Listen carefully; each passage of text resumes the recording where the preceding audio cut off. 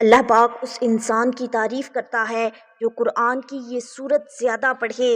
نبی اکرم صلی اللہ علیہ وسلم نے فرمایا یہ سورت ضرور پڑھنا۔ بسم اللہ الرحمن الرحیم۔ السلام علیکم محترم ناظرین۔ اللہ تبارک و تعالیٰ 700 بار اس انسان کی تعریف کرتا ہے جو قرآن کی یہ سورت پڑھتا ہے۔ حضور نبی پاک صلی اللہ علیہ وسلم نے فرمایا یہ سورت ضرور پڑھنا۔ اللہ والو، جو لوگ چلتے پھرتے یا اٹھتے بیٹھتے یہ سورت دل میں پڑھتے ہیں، اللہ ان پر سلام بھیجتا ہے، اللہ اس کی تعریف کرتا ہے، اپنے فرشتوں میں اس کا تذکرہ کرتا ہے، اس بندے پر اپنی رحمت نازل فرماتا ہے، اس بندے پر خاص نظر رحمت رکھتا ہے۔ رسول کریم صلی اللہ علیہ وسلم نے فرمایا جو بندہ یہ سورت پڑھ کر اللہ سے جس چیز کا سوال کرے گا اللہ تعالیٰ اسی وقت اسے عطا کر دے گا۔ اس بندے کی جو بھی حاجت ہوگی، جو بھی ضرورت ہوگی، وہ انشاءاللہ پوری ہو جائے گی۔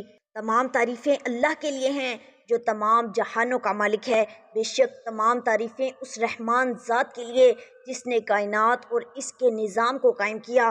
سب سے بڑا کرم یہ ہے کہ اس نے ہمیں اشرف المخلوقات بنایا، پھر دین اسلام جیسی خوبصورت نعمت سے نوازا، پھر نظام زندگی کو قائم کرنے کے لیے زرخیز زمین اور شجر بنائے، پھل میوے اور خوراک مہیا کی، زمین میں توازن کے لیے اس میں پہاڑوں کو رکھا، سمندر اور دریا بنائے، آسمان سے بارش جیسی رحمت برسائی، چاند سورج اور ستاروں سے آسمان کو مزین کیا، چرند پرند چوپائے بنائے۔ حتیٰ کہ اگر ہم انفرادی طور پر اپنے آپ پر غور کریں تو اللہ تعالیٰ نے ہمیں بہترین توازن کے ساتھ پیدا کیا، ہمارے جسم کے ہر ایک اعضاء کو درست اور سالم بنایا، نیز اندرونی اعضاء کو بہترین طور سے فعال بنایا، پھر رشتے ناطے، خوشیاں، مسرتیں، دولت، صحت عطا کی۔ یہ سب بھی رزق کے زمرے میں آتا ہے۔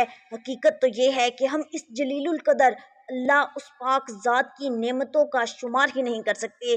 دراصل اس دنیا کے تمام سمندروں کو سیاہی اور درختوں کو قلم بھی بنا دیا جائے تو وہ بھی اللہ سبحانہ و تعالیٰ کی تعریف میں ایک حرف بھی نہیں لکھ سکتے۔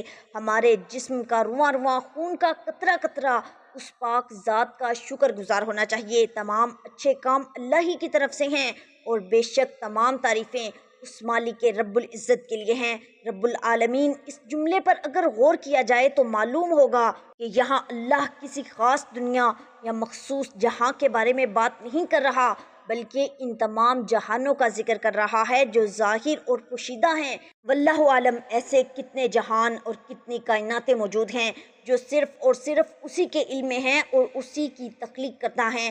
ہمارے پیارے نبی حضرت محمد مصطفیٰ صلی اللہ علیہ وسلم کی محبت ہمارے لیے ایمان کا لازمی جزو ہے، اس کے بغیر ایمان مکمل ہی نہیں ہوتا۔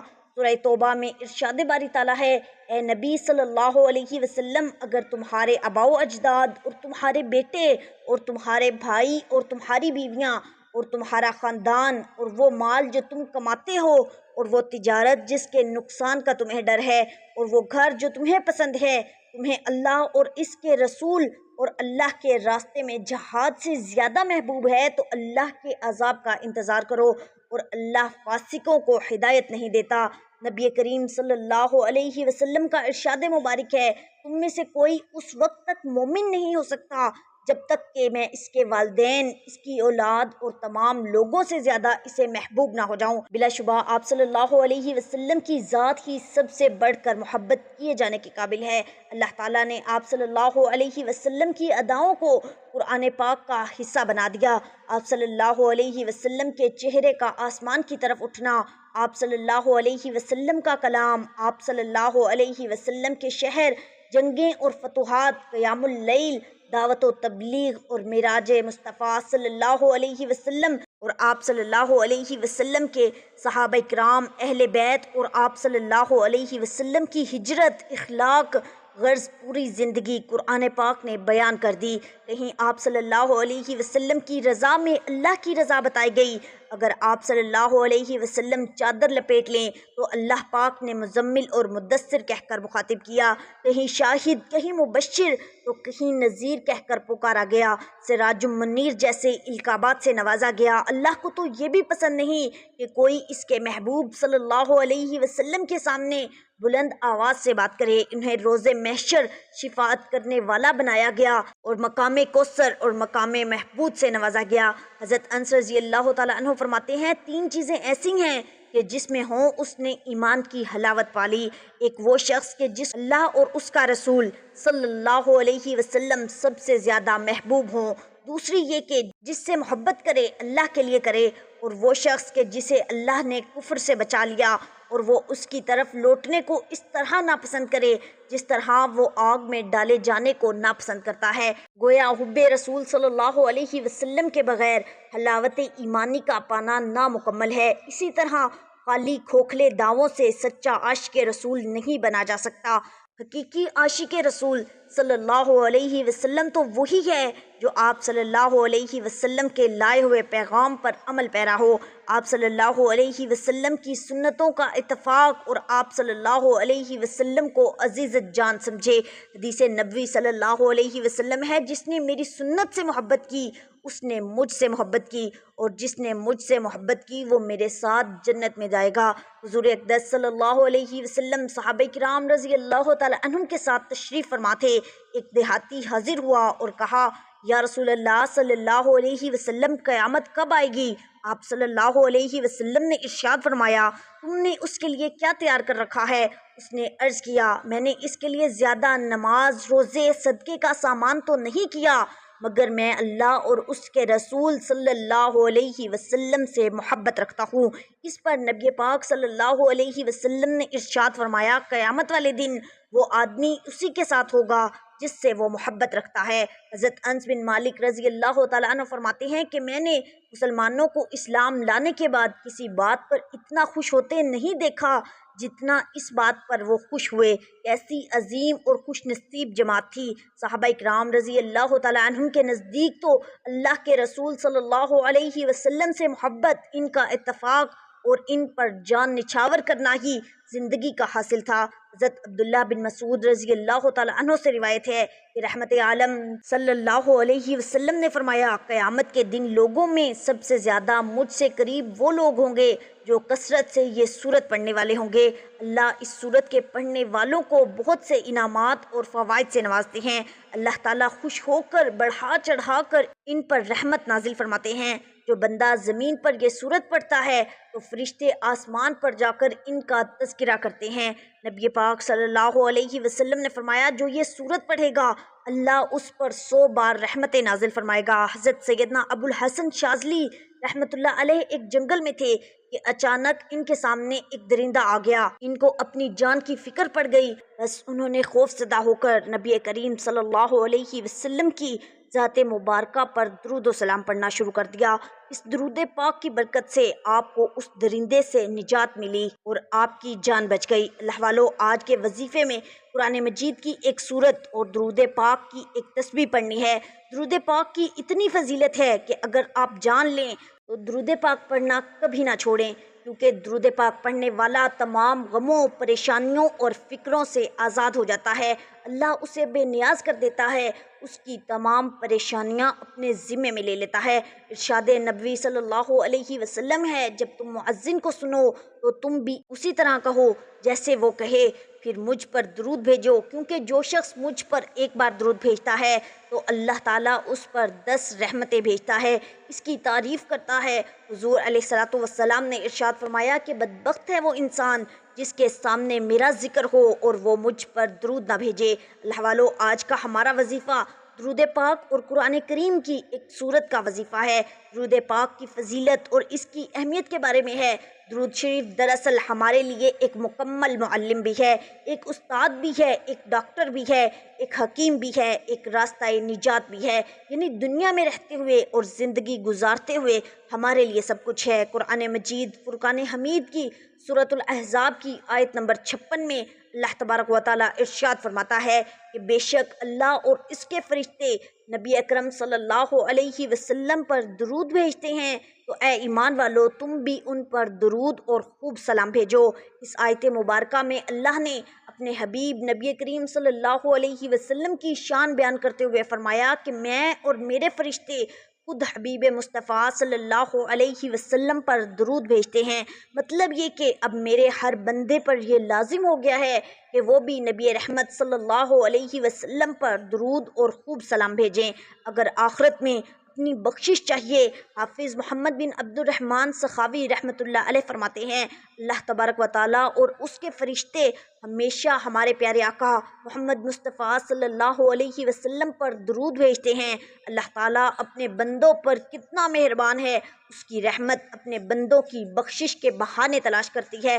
آپ صلی اللہ علیہ وسلم پر درود و سلام بھیجنا بھی بخشش کا ذریعہ ہے۔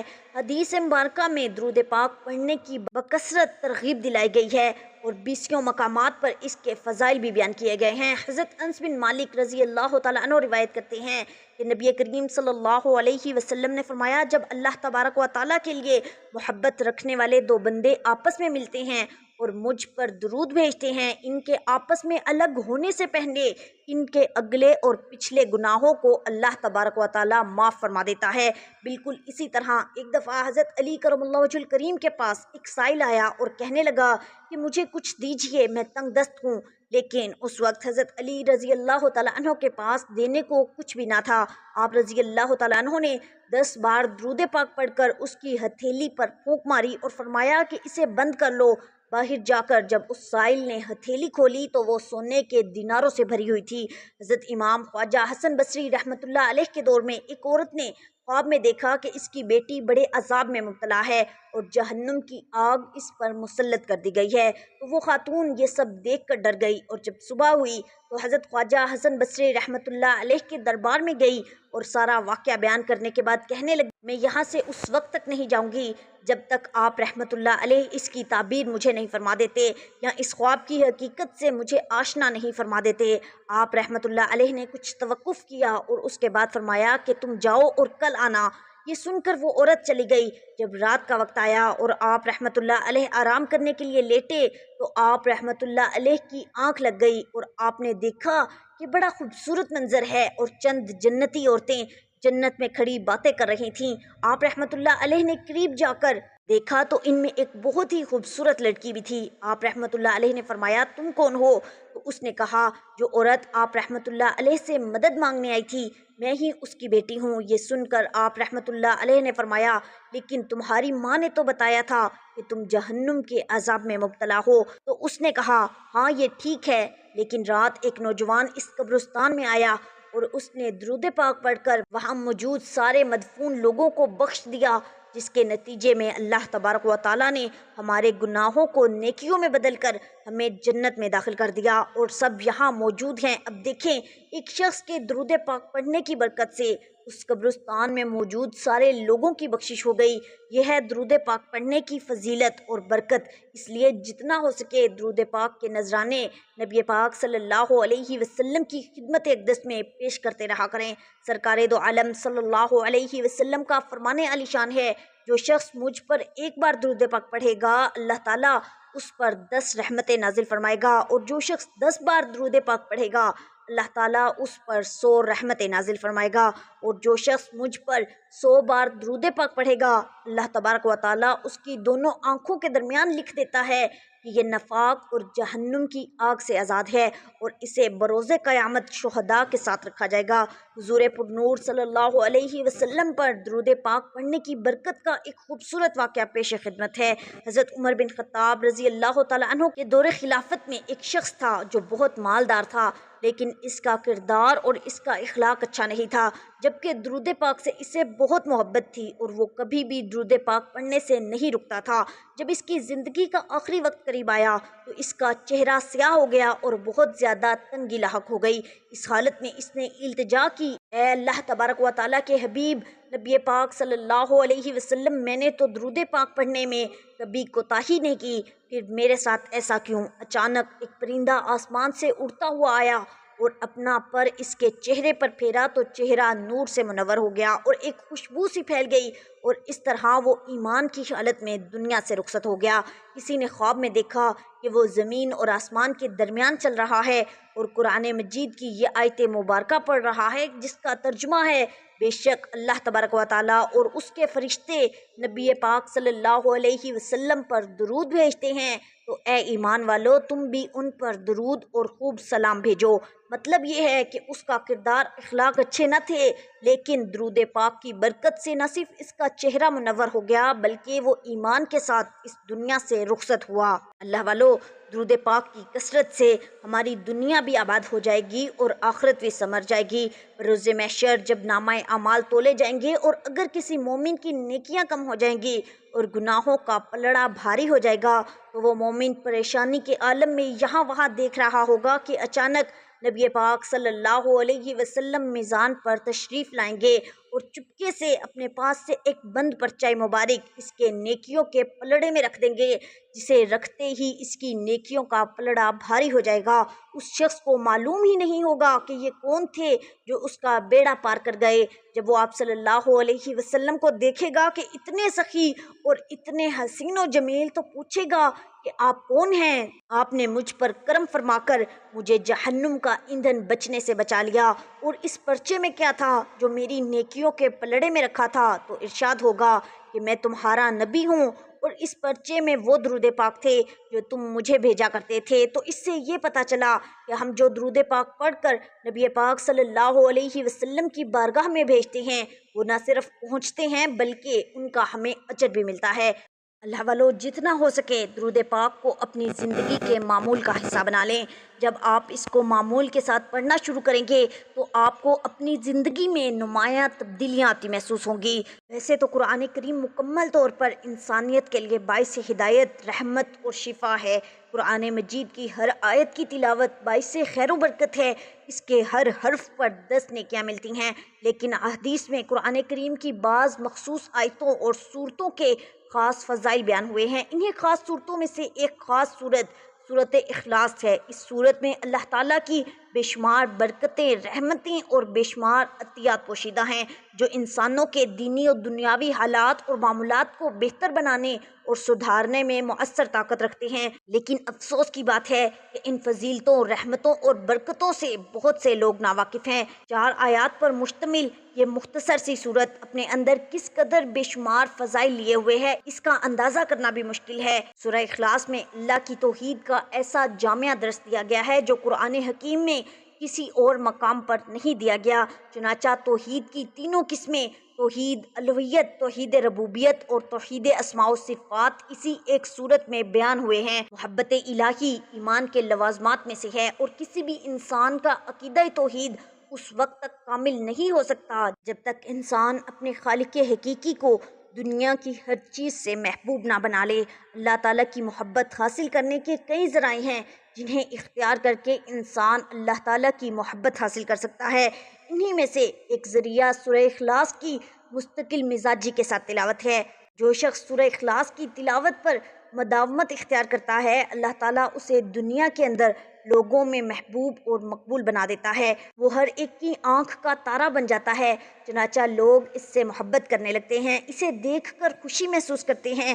لوگوں میں مقبولیت ایک ایسی صفت ہے جس سے بہت سے لوگ محروم رہتے ہیں، لیکن اگر کوئی دن رات اور صبح و شام سورہ اخلاص کی تلاوت کو معمول بنا لے تو اللہ تعالیٰ اس سورت کی برکت سے اسے لوگوں کا محبوب و مقبول ترین انسان بنا دے گا۔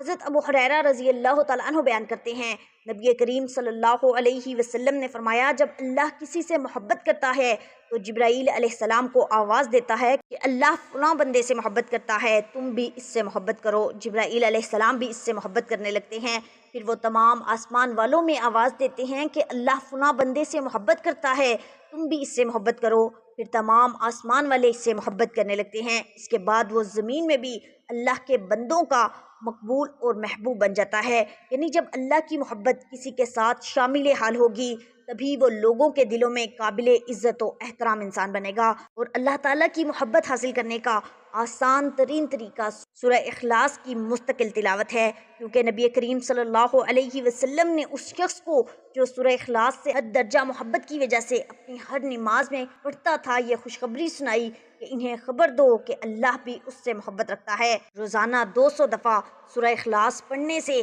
300 غضب کے دروازے اللہ رب العزت بند کر دے گا، مثلا دشمنی، قہر اور فتنہ وغیرہ، اور 300 دروازے رحمت کے کھولے گا، 300 دروازے رزق کے کھولے گا۔ اللہ تعالیٰ اپنے غیب سے رزق دے گا بغیر محنت کے، اللہ پاک اپنے علم سے علم دے گا، اپنے صبر سے صبر اور اپنی سمجھ سے سمجھ دے گا۔ 36 مرتبہ قرآن پاک ختم کرنے کا ثواب دے گا۔ اس کے 50 سال کے گناہ معاف ہوں گے۔ اللہ پاک جنت میں 20 بنگلے دے گا، یاقوت، مرجان اور زمرجد کے بنے ہوئے۔ ہر بنگلے میں 70,000 دروازے ہوں گے۔ 2000 رکعت نفل پڑھنے کا ثواب ملے گا۔ جب بھی مرے گا تو جنازے میں 1,10,000 فرشتے شمولیت کریں گے۔ درود پاک پڑھنے کے بعد آپ نے سورہ اخلاص پڑھنی ہے۔ بسم اللہ الرحمن الرحیم، قل هو اللہ احد اللہ الصمد لم یلد ولم یولد ولم یکن لہ کفوا احد۔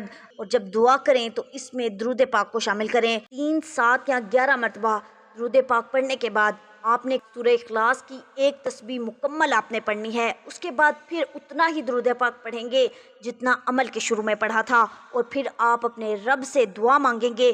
انشاءاللہ آپ کی جو بھی حاجت ہوگی، آپ کی جو بھی مراد ہوگی، اللہ تعالیٰ آپ کی ہر مشکل کو آسان کرے گا، آپ کی پریشانیوں کو دور کرے گا۔ دعا ہے کہ اللہ پاک ہمیں نیکی کی بات کو سننے، سمجھنے اور اس پر عمل کرنے کی طاقت و توفیق عطا فرمائے۔ میرا سنانا اور آپ کا سننا اپنی پاک اور بلند بارگاہ میں قبول و منظور فرمائے۔ اپنے رزق میں برکت اور وسعت کے لیے اللہ تعالیٰ کے 99 ناموں میں سے کوئی ایک نام کمنٹس میں ضرور لکھا کریں۔ اللہ تعالیٰ ہم سب کا حامی و ناصر ہو۔ اللہ تعالیٰ آپ سب کو خوش اور آباد رکھے، ہمیشہ ہنستے اور مسکراتے رہیں۔ ملتے ہیں انشاءاللہ ایک اور وظیفے کے ساتھ۔ تب تک کے لیے اپنا بہت سارا خیال رکھیے گا اور اپنے اس چینل کا بھی اللہ نگہبان۔